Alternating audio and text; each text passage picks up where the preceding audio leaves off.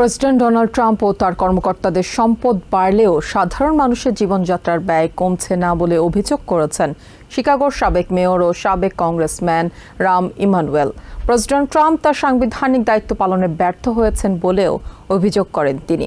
পাশাপাশি ডেমোক্রেটিক পার্টির ভেতরে প্রগতিশীল বামপন্থীদের ভূমিকার কড়া সমালোচনা করেছেন ইমানুয়েল।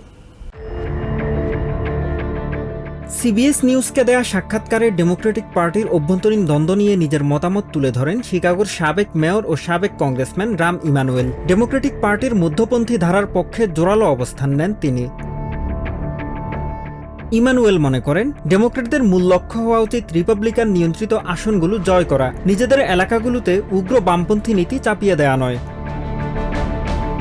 ডেমোক্রেটদের পুঁজিবাদ বিরোধী তত্ত্বে সময় নষ্ট না করে জীবনযাত্রার ব্যয় এবং প্রেসিডেন্ট ডোনাল্ড ট্রাম্পের নীতিগুলো নিয়ে সরব হওয়ার আহ্বান জানান তিনি। ট্রাম্প এবং তার পুরো প্রশাসনকে দুর্নীতিগ্রস্ত হিসেবে অভিহিত করে তার কড়া সমালোচনা করেন ইমানুয়েল। তার দাবি, ট্রাম্পের ব্যক্তিগত সম্পদ বাড়লেও সাধারণ মানুষের অর্থনৈতিক সংকট আরও তীব্র হয়েছে।